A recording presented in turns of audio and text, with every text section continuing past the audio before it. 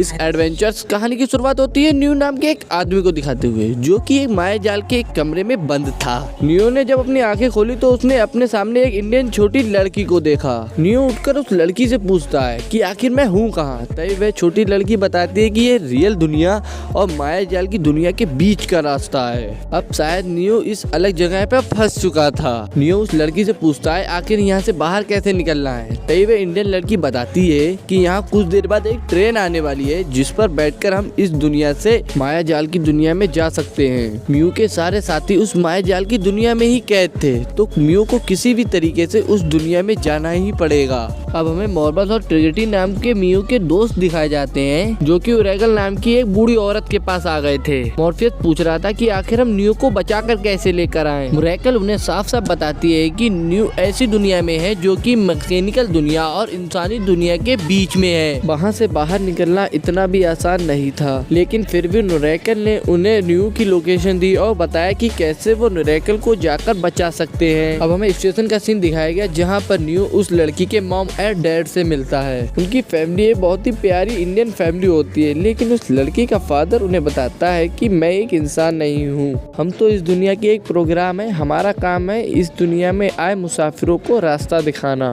वो आदमी नियो के सामने अपना दुख जताते हुए बताता है कि हमारा काम खत्म हो जाने के बाद हमें भी मिटा दिया जाएगा, लेकिन हम दोनों बस इस लड़की को जिंदा रखना चाहते हैं। जो भी हो, इस लड़की को हमेशा जिंदा रहना होगा। अब यहाँ पर मॉर्फियस और ट्रिनिटी उनके सारे दोस्त न्यूज़ को ढूंढने के लिए वहाँ से निकल जाते हैं। बहुत लोग तो बहुत जल्द से एक लंबा रास्ता तय करके एक ट्रेन में पहुँचते हैं जहाँ उन्हें एक बूढ़े आदमी को ढूंढना था। थोड़ा और आगे जाने के बाद उन्हें वही एक बूढ़ा आदमी मिल जाता है जिन्हें लोग ट्रेन मैन के नाम से जानते हैं। ट्रेन मैन ने तो उन्हें देखते ही लगातार गोलियां चलाना शुरू कर दिया था और वो वहां से अपनी जान बचाते हुए भागने लगता है। अब ये ट्रेन डायरेक्टली उस प्लेटफॉर्म पर जाकर रुकती है जहां नियो अपनी इंडियन फैमिली के साथ मौजूद था। ट्रेन आते ही इंडियन फैमिली के तीनों लोग उस ट्रेन में अंदर जाने लगते हैं। उन्हीं के साथ नियो भी उस ट्रेन में जाने लगता है, बट वो जैसे ही ट्रेन के अंदर जाता है ट्रेन मैन उसे रोक लेता है और एक जोरदार का पंच मारता है जिससे वो दीवार में जाकर टकरा जाता है, क्योंकि ट्रेन मैन चाहता था कि वे अपने दोस्त से ना मिले।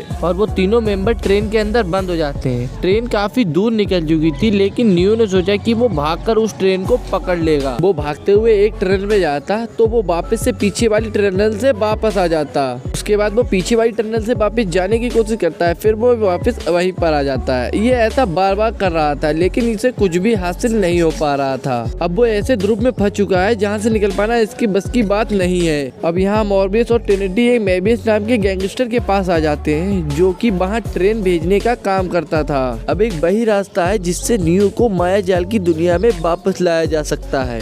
मेरविन के अड्डे पे पहुंचने के बाद वहाँ बहुत सारे गार्ड मौजूद होते हैं। अब यहाँ पर मॉर्बियस और ट्रिनिटी इससे डरते नहीं, बल्कि उसके पास जाते हैं और कहते हैं कि तुम्हें मेरे दोस्त मियो को वहाँ से वापस लाना होगा, वरना हम तुम्हें मार देंगे। वो बस इतना चाहते थे कि मेर भी अपनी ट्रेन को वहाँ भेजकर मियो को वापस ला सके। अब ट्रिनिटी और उनके साथियों का इतना सारा कॉन्फिडेंस देखने के बाद मेर भी मान जाता है। अब उस प्लेटफॉर्म पे एक और ट्रेन भेजी गई जिस पर न्यू बैठकर अपने दोस्तों के पास आ गया था। ट्रिनिटी, मेबियस और उनके सारे साथी इतने ज्यादा खुश थे क्योंकि उनका न्यू दोस्त सही सलामत वापस आ गया था। अब यहाँ न्यू अपनी दुनिया में जाने से पहले ओरेकल से मिलना चाहता था, जो कि इसी मायावी दुनिया में मौजूद थी। अब न्यू सीधे ओरेकल के घर पर पहुंच जाता है जहां ओरेकल उसी इंडियन फैमिली की लड़की के साथ खाना बना रही थी। न्यू को पता चल जाता है कि ये तो ओरेकल नहीं है, लेकिन ओरेकल उसे बताती है कि हमें अपनी बॉडी को समय के साथ साथ चेंज करना पड़ता है, इससे वो प्रोटेक्ट रहते हैं।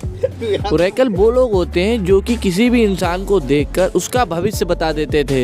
ओरेकल कुछ लोगों को बिल्कुल भी पसंद नहीं थी, इसीलिए वो लोग चाह रहे थे ओरेकल को जड़ से खत्म कर दें कि कोई भी ओरेकल बचे ना। ओरेकल पूछती है कि आखिरकार तुम किस सवाल का पता करने आए हो। तभी न्यू बोलता है कि मैं एक ऐसी दुनिया में फंस चुका था जो कि ओरिजिनल है, ना ही रिमूवल, और ये सारी चीजें कौन कर रहा है। ओरेकल बताती है जिसने भी ये माया जाल क्रिएट किया है, अगर उसमें तुम जैसे महावीर शक्तिशाली लोगों की एंट्री होती है, जिससे उनके विचारों की बहुत ही वृद्धि होती थी। माया जाल के अंदर देखा जाता था कि तुम जैसे महावीर शक्तिशाली अपना विचार कैसे लेते हैं। उसके अंदर जितने भी इंसानी योद्धा शामिल हुए थे उन्होंने इंसानियत को बचाने का वादा किया था, लेकिन इस बार ऐसा हुआ कि तुमने अंदर जाकर सिर्फ अपने ही बारे में सोचा, इसीलिए इस लूप को ही तोड़ दिया गया। इस कारण तुम एक ऐसी दुनिया में पहुंच गए जो कि ना रियल थी ना वर्चुअल, जहां आज तक सिर्फ तुम ही पहुंचे हो। लेकिन अब ओरेकल ने म्यू को वर्चुअल के बारे में बताया जो कि इंसानों को अपनी तरह बनाता जा रहा था। अगर आगे चल के न्यू ने कड़े से कड़े फैसले नहीं लिए तो स्मृति पूरी इंसानी दुनिया को मिटाकर उस पर कब्जा कर लेगा। अगर ऐसा हुआ तो हमारी दुनिया पर भी बहुत ही ज्यादा फर्क पड़ेगा और मशीन हमारी दुनिया पर हमला भी कर सकते हैं। अब किसी भी तरीके से न्यू को ये सब कुछ रोकना पड़ेगा। ओरेकल ने तो अपना फ्यूचर देख लिया होता है, इसीलिए वो न्यू को रवाना कर देती है। कुछ देर के अंदर ही अंदर स्मिथ और उसके सारे साथी भी आ चुके थे। दरअसल स्मिथ ने वर्चुअल वर्ल्ड में इन सारे लोगों को अपने कब्जे में कर लिया था, यानी कि स्मिथ जो कहेगा वो सारी चीजें ये करेंगे। स्मिथ तो ओरेकल के पास आकर कहता है कि तुमने भविष्य क्यों नहीं देखा। अगर तुमने फ्यूचर देखा होगा तो तुम्हें मालूम होगा कि मैं तुम्हारे पास आ रहा हूँ तुम्हें मारने के लिए, फिर भी तुम यहाँ से भागी क्यों नहीं। ओरेकल स्मिथ को बताती है कि हर चीज का एक समय हो, शायद ये समय तुम्हारा बिल्कुल भी नहीं है। अब हमें यहाँ पर जेड सिटी दिखाई जाती है जहाँ पर मॉर्फियस और उसके सारे साथी मौजूद थे। वहाँ कमांडर जैन और उनके कुछ साथी मौजूद थे जो कि बहुत ही ज्यादा घबराए हुए। चीनी दुनिया के कुछ रोबोट इंसानी दुनिया के ऊपर हमला करने वाले थे। अगर ऐसा ही चलता रहा तो इंसानी दुनिया के टुकड़े टुकड़े हो जाएंगे और उसे कोई भी नहीं बचा पाएगा। इसीलिए उन्हें हमले से पहले कुछ करना पड़ेगा और इन रोबोट को यहाँ आने से रोकना भी होगा। लेकिन परेशानी की बात तो ये थी कि इनके पास कोई भी प्लान नहीं था। लेकिन तभी वहाँ पर न्यू आ जाता है जो कि कमांडर जेड और मॉर्फियस से कह रहा था कि तुम मुझे एक स्पेसशिप दे दो जिससे कि मैं रोबोट की दुनिया में जाकर उनसे बात कर सकूं। लेकिन कमांडर जी इस बात को मना कर देते हैं क्योंकि उनके पास रिसोर्सेज की बहुत कमी थी और न्यू की वहाँ नहीं बल्कि यहाँ बहुत ही ज्यादा जरूरत थी। न्यू उन्हें भरोसा दिलाते हुए बता रहा था कि मैं रोबोट की दुनिया में जाकर उन्हें समझा सकता हूँ। अगर बोलो मेरी बात को समझ गए तो ऐसे इंसानी दुनिया बच जाएगी। हालांकि इस काम में बहुत ही सावधानी बरतनी पड़ती है, लेकिन कैप्टन जी इस काम को मना कर देते हैं क्योंकि उस दुनिया में जाकर रोबोट को समझाना किसी की बस की बात नहीं थी। अब न्यू को एक स्पेसशिप दे दी जाती है जिससे कि वो रोबोट की दुनिया में जाकर उनसे बात कर सके। लेकिन यहाँ पर ट्रिनिटी उसके संग चलने को कहती है क्योंकि वह इसकी मदद करना चाहती है। अब न्यू और ट्रिनिटी एक स्पेसशिप में बैठकर आगे की तरफ बढ़ने लगते थे, लेकिन उन्हें ये जरा सा भी आइडिया नहीं था कि उनके संग क्या क्या होने वाला है। अब न्यू और ट्रिनिटी अपने स्पेसशिप के सारे फीचर को लॉन्च करके स्पेस की तरफ बढ़ने लगे थे। स्पेसशिप में बैठकर आगे बढ़ने लगते हैं, तभी उसी स्पेसशिप में एक स्मिथ का आदमी मौजूद था जो कि न्यू को मारना चाहता था। उस आदमी ने तो ट्रिनिटी को पकड़ लिया और काफी ज्यादा पीटने लगा। उसने तो ट्रिनिटी के गले पे चाकू भी रख दिया था। जब ये बात न्यू को पता चली तो वो धीरे धीरे अपनी गन लेकर उसकी तरफ बढ़ने लगता है। लेकिन वह कुछ भी नहीं कर सकता क्योंकि उसके हाथ मजबूरों से बंधे हुए थे।